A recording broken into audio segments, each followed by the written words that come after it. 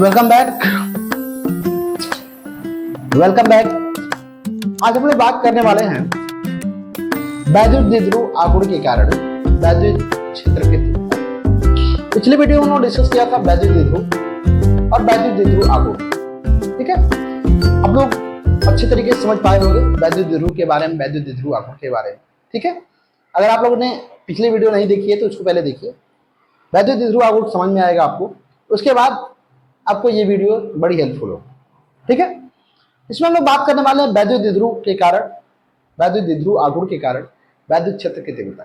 दो स्थितियां होती हैं, एक अच्छी स्थिति होती है, एक निरक्षी स्थिति। तो पहली स्थिति की बात करें हम लोग, वैद्युत द्विध्रुव के कारण अच्छी स्थिति पर वैद्युत क्षेत्र की तीव्रता। आइए देखते हैं वैद्युत द्विध्रुव आघूर्ण के कारण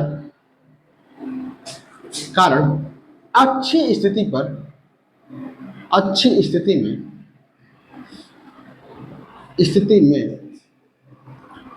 वैद्युत क्षेत्र की तीव्रता, वैद्युत क्षेत्र की तीव्रता। ठीक है, देखेंगे intensity of electric field due to electric dipole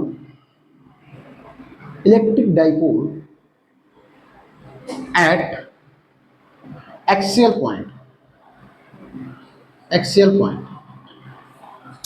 ठीक है, एक्सियल पॉइंट। देखिए, वैद्युत द्विध्रुव आघूर्ण के कारण अच्छी स्थिति में वैद्युत क्षेत्र की तीव्रता। ठीक है, पहले फिगर हम लोग ड्रॉ करते हैं। जैसे देखिए, वैद्युत द्विध्रुव के लिए मान लेते हैं ये हमारा धनावेश, ऋणावेश है, और ये हमारा क्या है, धनावेश।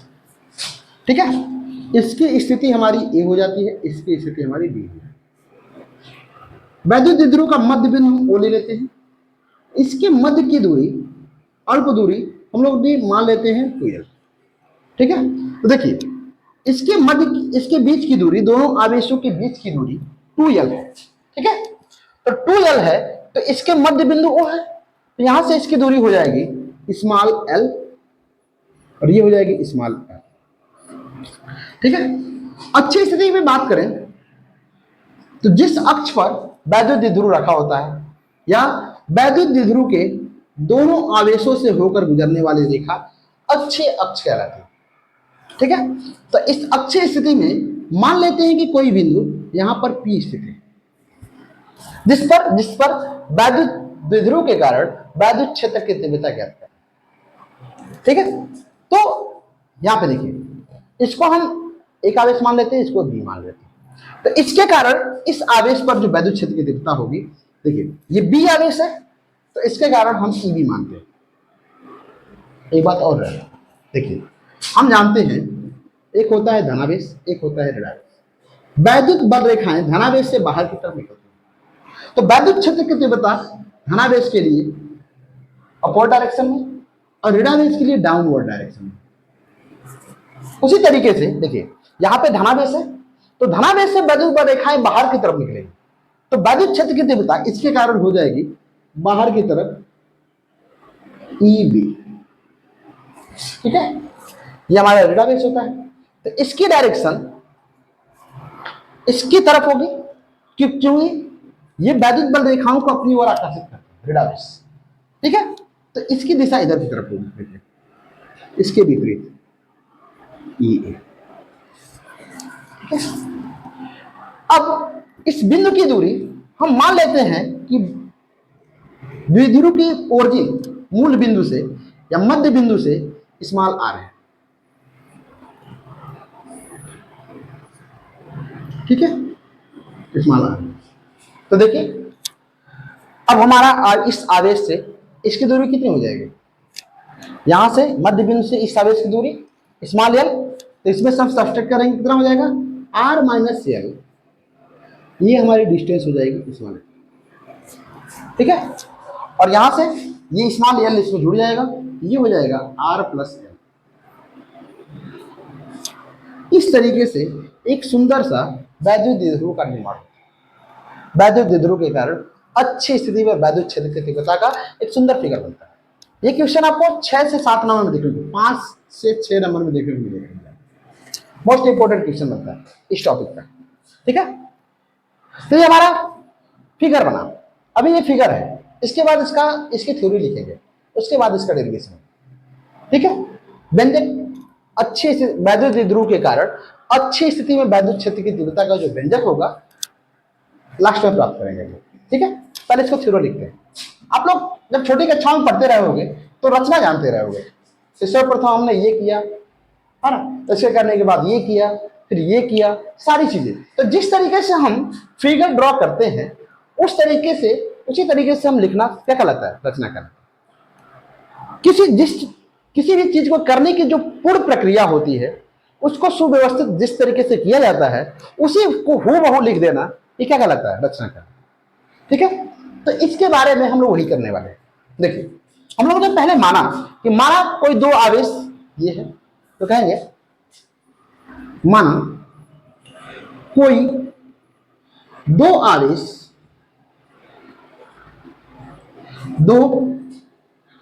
आवेश समान परिमाण एवं विपरीत प्रवृत्ति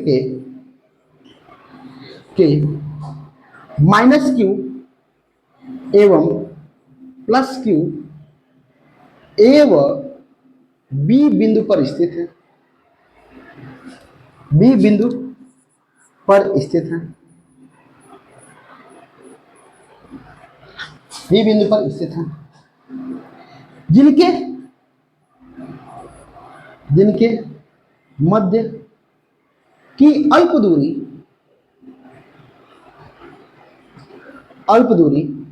स्मॉल 2l, ठीक है, 2l। द्विध्रुव के मध्य बिंदु O से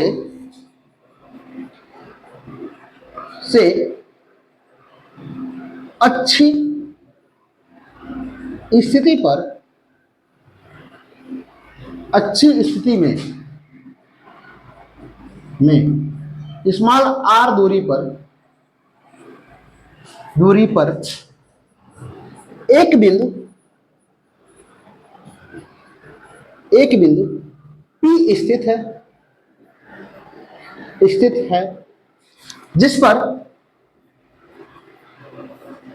जिस पर वैद्युत क्षेत्र की तीव्रता ज्ञात करनी है, ठीक है। कहेंगे ए व बी बिंदु आवेशों से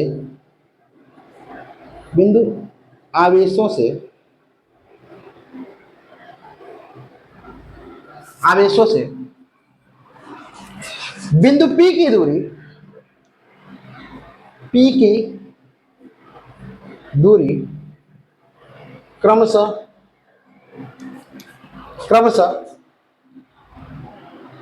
r प्लस l एवं r माइनस l, ठीक है। ये हमारी थ्योरी होगी। अब लिखेंगे बिंदु आवेश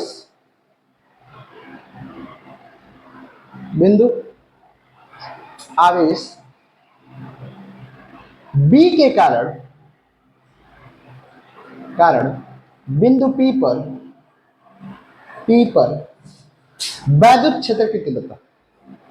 वैद्युत क्षेत्र की तीव्रता,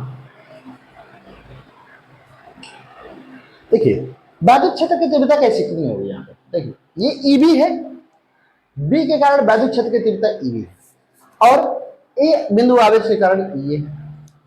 तो हम जानते हैं, देखिए ये दोनों आवेश एक दूसरे के बराबर हैं परंतु विपरीत प्रवृत्ति के। तो इस बिंदु के पास जो आवेश होगा उसकी तीव्रता इस बिंदु पर ज्यादा होगी और जो इस बिंदु आवेश से दूर होगा उसकी तीव्रता इस बिंदु पर कम होगी। ठीक है, तो यहां पे साफ साफ है कि E A is less than E A is greater than less than EB, E A is less than EB या EB is greater than EB. ये दोनों घटनाएं होंगी, दोनों घटनाएं सेम है, बस करने का तरीका अलग है। ठीक है, तो देखिए हम जानते हैं किसी बिंदु आवेश के कारण जब वैद्युत क्षेत्र की तीव्रता का व्यंजक हम लोगों ने प्राप्त किया था, ई ए बराबर 1/4 pi epsilon naught q upon are square प्राप्त। ठीक है, इतना होता है हम जानते हैं।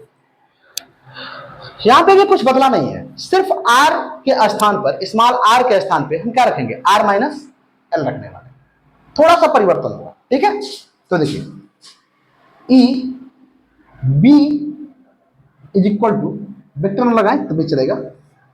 ठीक है, 1/4 pi epsilon naught q upon, कितना डिस्टेंस है, आर माइनस एल का होल स्क्वायर। अब इसकी दिशा की तरफ है, बी से किस, पी की ओर, डायरेक्शन लिखेंगे बी से पी की ओर। ठीक है, ये हमारा समीकरण नंबर 1 हो जाएगा। फिर कहेंगे बिंदु आवेश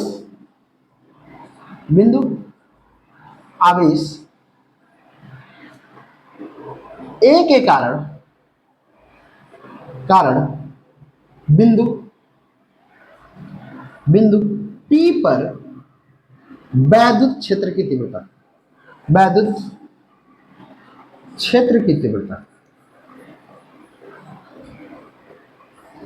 ठीक है। तो देखिए क्या होने वाला, यहां पे माइनस क्यू है और यहां से इसकी डिस्टेंस जो है आर प्लस एल। तो हम जानते हैं कि डिस्टेंस कम होगी, डिस्टेंस ज्यादा होगी, वैद्युत क्षेत्र की तीव्रता कम होगी, और डिस्टेंस कम होगी तो वैद्युत क्षेत्र की तीव्रता ज्यादा होगी। तो यहां पे साफ साफ होने वाला है ई ए बराबर 1/4 pi epsilon naught q upon r plus L का होल स्क्वायर, और इसकी डायरेक्शन पी से ए की ओर होने वाली है। ठीक है, तो दिशा पी से ए की ओर। ठीक है, ये हमारा समीकरण नंबर हो जाएगा 2, ये स्क्वायर है समीकरण नंबर। और हमने देखा कि यहाँ पे वैद्युत द्विध्रुव के प्लस क्यू आवेश से बिंदु पी जो है वो कम दूरी पर है और यहां से ये अत्यधिक दूरी पर है। इसके कारण इस बिंदु पर वैद्युत क्षेत्र की तीव्रता ज्यादा होगी और इसके कारण इस बिंदु पर वैद्युत क्षेत्र की तीव्रता कम होगी, और ये दोनों वैद्युत क्षेत्र की तीव्रताएं एक दूसरे के विपरीत हैं, ये इस डायरेक्शन में, ये इस डायरेक्शन में। ठीक है, तो यहां पे जब दिशा परिवर्तित हो रही है तो अगर इसको हम प्लस लेते हैं तो ये हमारा माइनस होगा। ठीक है, तो इसको हम प्लस लेते हैं, क्यों, क्योंकि इसकी तीव्रता यहाँ पे ज्यादा है, और इसको माइनस लेंगे क्यों, क्योंकि इसकी तीव्रता क्या है, कम है। ये दोनों एक दूसरे के विपरीत है, हम ज्यादा में से कम को क्या कर देंगे, सब्सट्रैक्ट कर देंगे, तो इस बिंदु पर परिणामी वैद्युत क्षेत्र की तीव्रता हमें क्या हो जाएगी, ज्ञात हो जाएगी। ठीक है, तो कहेंगे बिंदु P पर परिणामी वैद्युत क्षेत्र की तीव्रता,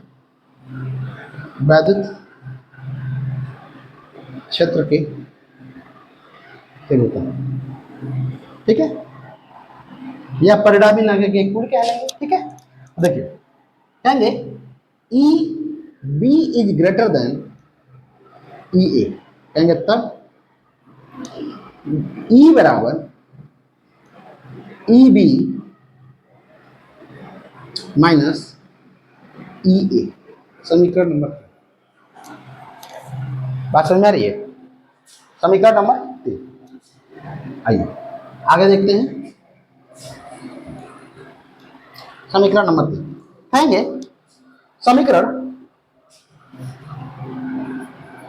समीकरण 1 एवं समीकरण सॉरी समीकरण 2 का मान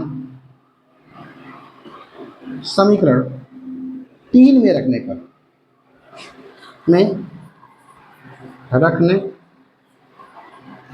ठीक है, तो रखेंगे क्या हो जाएगा, देखिए ई बराबर ई बी का मान कितना है, ऊपर देखिए 1/4 pi epsilon naught q upon कितना आर माइनस एल का होल स्क्वायर और minus 1/4 pi epsilon naught q upon r plus L का होल स्क्वायर। बात समझ आ रही है? देखिए 1/4 पाई एप्सिलॉन नॉट और क्यू यहाँ पे भी उपस्थित है, यहाँ पे भी उपस्थित है, दोनों स्थानों पर उपस्थित है। हम क्या करेंगे, इसको हम बाहर कर लेंगे, समीकरण को हल कर लेते हैं, ठीक है। तो कहेंगे वेक्टर ई बराबर 1/4 पाई एप्सिलॉन नॉट, यहाँ पे हम क्यू भी ले लेते हैं, क्या बचने वाला है यहाँ पे 1/r माइनस एल का whole square minus 1/r plus L का। बात समझ में आ रही होगी आपको, ठीक है। एक चीज हम थोड़ा सा और देखते हैं, आपको थोड़ा समझ में आएगा, है ना। डेरिवेशन जब हम छोटी छोटी चीजों को, मैथमेटिकल कॉन्सेप्ट के छोटी छोटी चीजों को जब हम बहुत अच्छे तरीके से समझ पाते हैं तो डेरिवेशन समझने में हमको कोई दिक्कत नहीं होती, ठीक है। इसीलिए हमने सर्वप्रथम मैथमेटिकल कॉन्सेप्ट के सारे वीडियो अपलोड किए। तो अगर चीजें नहीं समझ में आ रही होंगी तो आप मैथमेटिकल फिजिक्स जाके देख सकते हैं। देखिए एक फार्मूला हम लोग जानते हैं, a minus b a plus b बराबर होता है a square minus B square, ठीक है। और अगर हम इस पे स्क्वायर कर दें, ये हमारा हो जाता है ये, ठीक है। समझ पा रहे हैं? नहीं समझ पा रहे हैं, चलिए इसको एक्सपेंड करते हैं, थोड़ा सा समझ में आएगी चीज। ए माइनस बी और ए प्लस बी, ये चीजें समझ आ रही है। और फिर यहां पे देखिए ए माइनस बी और ए प्लस, ठीक है। इसका मान जो होता है, इसका मान होता है ए, देखिए बराबर करके लिखते हैं, ए स्क्वायर माइनस बी स्क्वायर, और इसका मान होता है a square minus B square होता है। अब इसके पावर भी 1 है, इसके पावर भी 1 है, तो इसको हम लिख सकते हैं ए स्क्वायर माइनस बी स्क्वायर का होल स्क्वायर, लिख सकते हैं। कोई डाउट? कोई डाउट, ठीक है। तो देखिए यहाँ पे इसका फंडा ये है, उसी तरीके से हम यहाँ पे देखने वाले हैं, सेम टू सेम इसको देखेंगे, ठीक है। आइए इसको हम ये भी लिख सकते हैं, ध्यान से रहे, इसको ये भी लिख सकते हैं। देखिए क्या इसको इतना लिखा जा सकता है, ये और ये, इसको लिखेंगे a माइनस बी, ये है, इसको लिख देंगे a माइनस बी का होल स्क्वायर, और इसको लिख सकते हैं a प्लस बी का होल स्क्वायर, लिख सकते हैं। कोई डाउट हो तो बताइएगा। इन दोनों को हमने एक साथ ले लिया और इन दोनों को हमने एक साथ, तो ये हमारा बनता है इतना, इसको हम इतना लिख सकते हैं, लिख सकते हैं। आइए देखिए सेम टू सेम इसी रूप में रहेगा, q upon 4 pi epsilon r minus l का whole square, r plus L का whole square, a minus B का whole square, a plus B का होल स्क्वायर। ये दो हम ए और बी के स्थान पे क्या लिए हैं, आर प्लस एल, तो यहां पे हम लिख सकते हैं ए माइनस बी का whole square, a plus B का होल स्क्वायर, इसके स्थान पे हम इतना लिख सकते हैं। तो देखिए क्या लिखेंगे, आर का स्थान पे कितना है, ए है, तो लिखेंगे a l square r square minus L square का होल स्क्वायर, ठीक है। और इसमें जब हम इतना से भाग देंगे तो क्या बचेगा, ये बचेगा। देखिए भिन्न का जोड़ा घटाना गुणा भाग जानते होंगे आप लोग। अगर मान लीजिए 1/2 प्लस 1/4 कोई होता है, तो इसका एलसीएम हो जाता है 4, 2 से भाग देते हैं, 2 दूना के 4, 2 बार गया तो 2 का हम अंश में गुणा कर देते हैं, 2 1 कम 2 प्लस 4 1 कम 4, कितना बचा 1, 1 से हम गुणा कर देंगे 1, 3 बटे में कितना हो जाता है 4, सेम टू सेम भिन्न के जोड़ के आधार पे, फ्रैक्शन एडिशन के आधार पर हम यहाँ पे करेंगे। इससे देखिए, इससे हम इसमें डिवाइड करेंगे, इससे तो ये बचेगा, और इससे डिवाइड करेंगे तो ये बचेगा। ठीक है, तो लिखने वाले हैं आर प्लस एल का होल स्क्वायर। इससे भाग देंगे इसमें तो ये बचेगा, और माइनस जब इससे डिवाइड करेंगे तो ये बचेगा आर माइनस एल का होल स्क्वायर। ठीक है, चलिए आगे देखते हैं थोड़ा सा। आगे देखते हैं, E बराबर Q upon 4 pi epsilon naught. हम जानते हैं a प्लस बी का होल स्क्वायर बराबर होता है a square plus B square plus 2ab, और a माइनस बी का whole square a square minus B square plus B square minus 2ab, ये होता है। Same to same R plus L का होल स्क्वायर, तो लिखेंगे आर स्क्वायर, नीचे लिख लेते हैं R square minus L square का होल स्क्वायर। ठीक है, तो लिखेंगे R square plus L square plus 2RL। ठीक है, माइनस, देखिए माइनस है तो हम माइनस को, ये भी माइनस है तो इसको हम ब्रैकेट में ही लिखने वाले, कहेंगे R square plus L square minus 2RL। ठीक है, अगली line Q upon 4 pi epsilon naught. देखिए आर स्क्वायर है, सेम टू सेम इसको लिखने वाले हैं L square plus 2RL minus, जैसे माइनस को एंटर करेंगे, देखिए ये प्लस है, प्लस का गुणा करेंगे माइनस में क्या हो जाएगा, माइनस, माइनस का प्लस में माइनस, माइनस का माइनस में प्लस 2RL बटे में R square minus L square का होल स्क्वायर।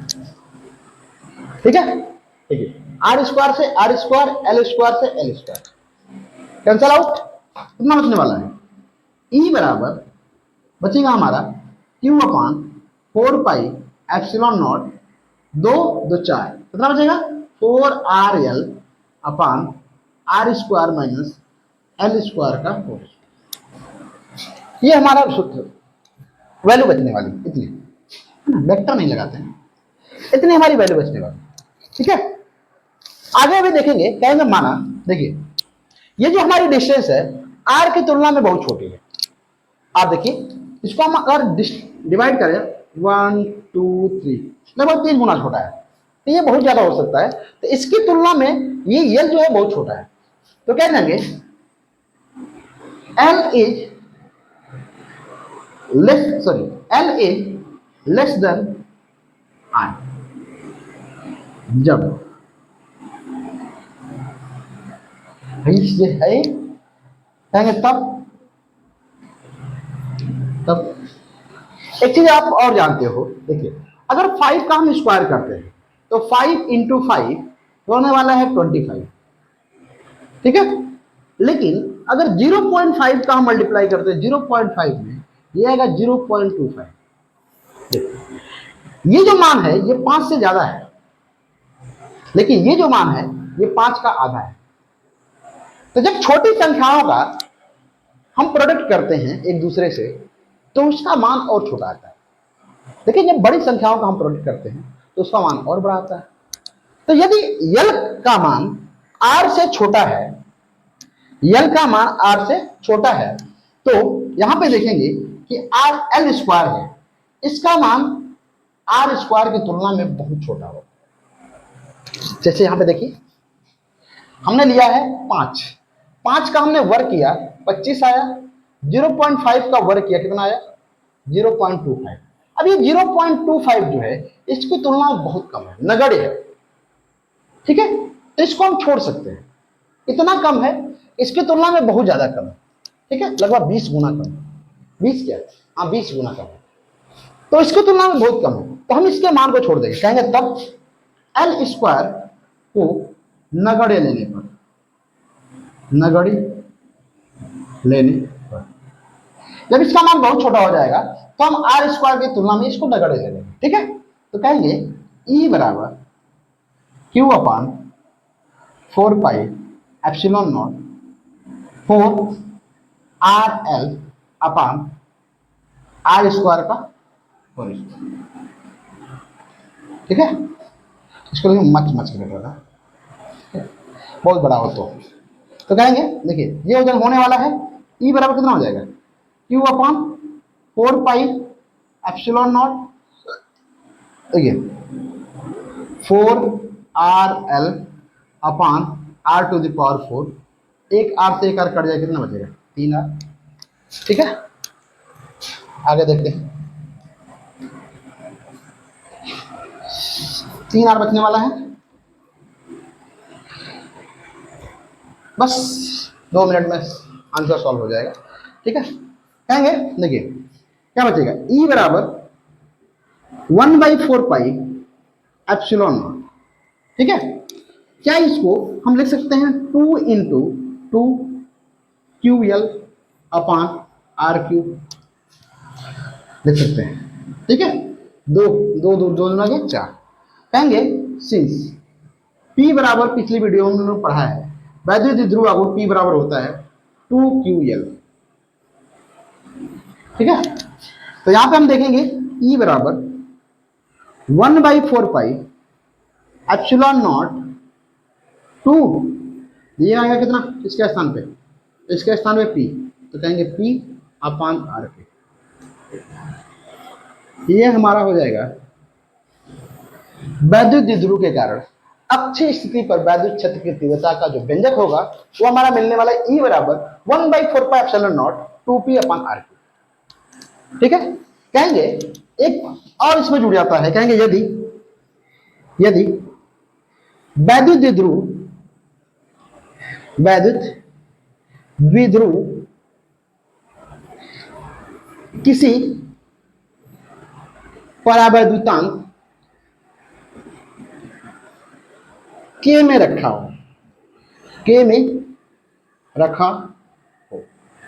कहेंगे तब E बराबर 1/4 pi epsilon not K 2P upon R²। ठीक है, इतना होने वाला है, बात समझ में आ रही हो? तो आई होप आपको चीजें समझ में आ रही होगी। डेरिवेशन का भी अभी तो हमने डेरिवेशन स्टार्ट किया है। ठीक है, इससे भी लेंदी डेरिवेशन आने वाले हैं आपको, ऑप्टिक्स में तो और बड़े बड़े आएंगे। ठीक है, 2 पेज के आएंगे डेरिवेशन। तो इसको डेरिवेशन को जानने के लिए मैथमेटिकल कॉन्सेप्ट को जानना जरूरी है, मैथमेटिकल फिजिक्स को जानना जरूरी है, भौतिकी गणित। अधिकतर बच्चे भौतिकी गणित नहीं जान पाते और भौतिकी गणित न जानते हुए वो भौतिक विज्ञान जानना चाहते हैं, जिसके कारण उनको भौतिक विज्ञान सीखने में बड़ी कठिनाई है। इसीलिए बच्चे कहते हैं कि हमको भौतिक विज्ञान नहीं आता, बहुत डिफिकल्ट होता है। डिफिकल्ट लगने का कारण यह है कि हमको भौतिकी गणित पता ही नहीं, कब कहां पे कौन सा फार्मूला अप्लाई करना है गणित का ये हमको ज्ञात नहीं होता, और जिसके कारण से हमारे डेरिवेशन गलत हो जाते हैं, निगमन गलत हो जाते हैं, व्यंजक हमारा गलत प्राप्त हो जाता है, और इसके कारण से हमारा नंबर्स कम आ जाता है। हम कहते हैं भौतिक विज्ञान बहुत डिफिकल्ट। ठीक है, तो अगर आपको चीजें थोड़ी थोड़ी डिफिकल्ट भी लग रही हैं तो आप भौतिक गणित के कुछ वीडियो देख सकते हैं हमारे, जिससे आपको बहुत हेल्पफुल होने वाली है। ठीक है, तो आई होप आपको चीजें समझ में आ रही होंगी।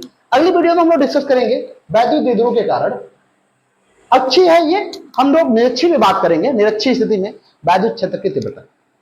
ठीक है, तब तक देखते रहिए विद्यावृक्ष, फिर मिलते हैं अगली वीडियो में। ठीक है, थैंक्स फॉर वॉचिंग द विद्यावृक्ष।